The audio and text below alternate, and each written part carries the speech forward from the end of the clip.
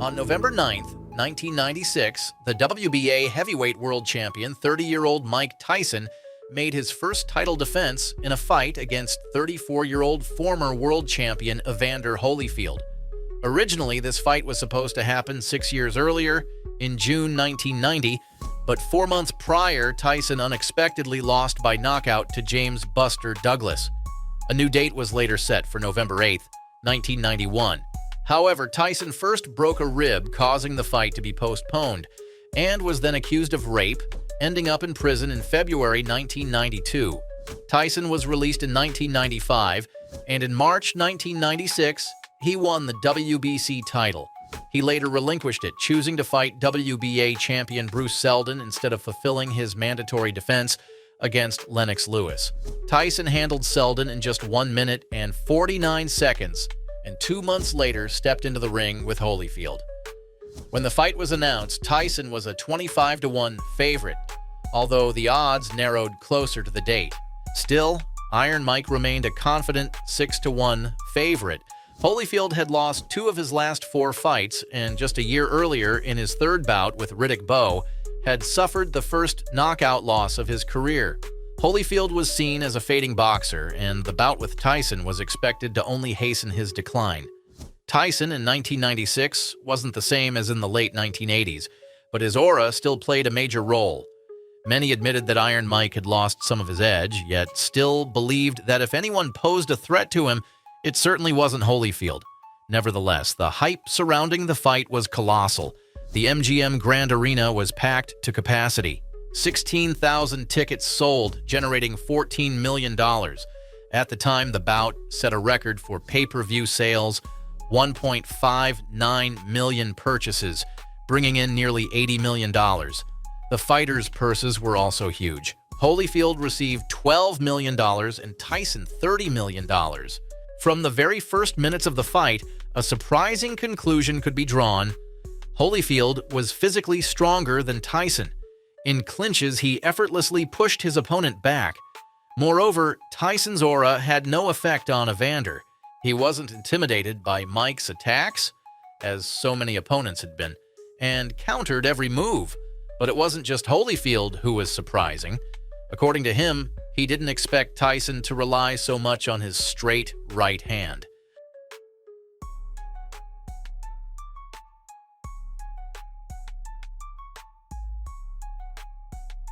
In the second round, Tyson found himself in an unusual position, backed against the ropes and under attack.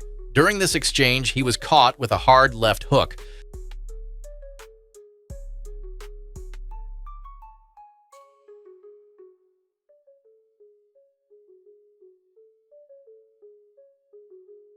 Starting from round 3, Holyfield increasingly used his physical advantage to overpower and trap Tyson in clinches, but he didn't forget to throw punches either.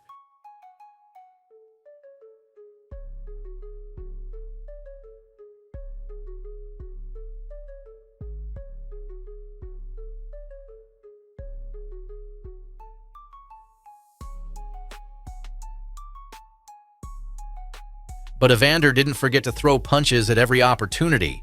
It was in these exchanges that Tyson sometimes found chances to land clean shots. Yet even when he connected, his punching power didn't shake Holyfield, which was another surprise, especially considering that just a year earlier, Holyfield had been knocked out badly by Riddick Bowe.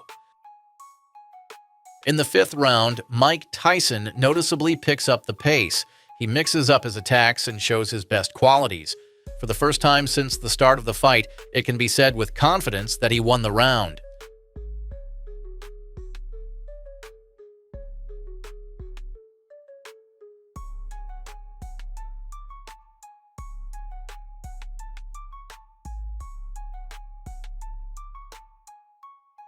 Riding his momentum, Tyson starts the 6th round aggressively, but Holyfield quickly shuts down that aggression.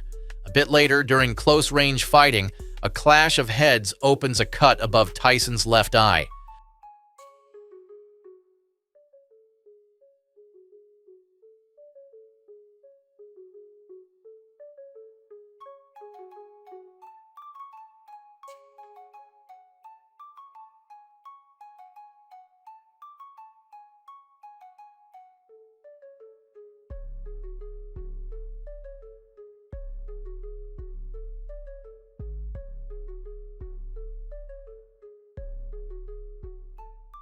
Things escalated and Tyson, caught in a bad position, was knocked down by a body shot.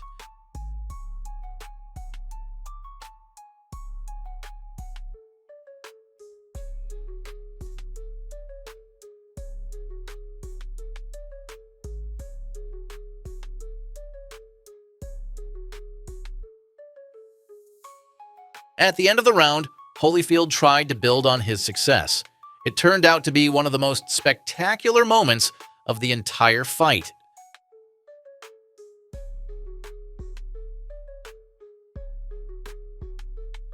Starting in round 7, the bout became increasingly clinch-heavy, initiated mostly by Holyfield. However, there were still bursts of action.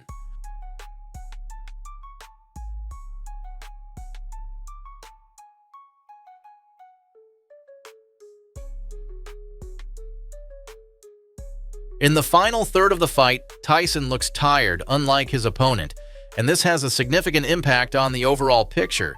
At this stage, it's Holyfield, not Tyson, whose punches are heavier. Even Tyson's best shots, though rare, didn't seem to bother Evander. About 20 seconds before the end of the round, Holyfield rocks Tyson with an overhand right over his guard. It seems that Mike managed to avoid serious trouble, but in response to his own right hand, he takes another heavy right from Holyfield. With 10 seconds left, those seconds were a mere 10 for Holyfield, but for Tyson, they felt like an eternity. Mike made it to the bell, but it was clear he wouldn't survive another full round.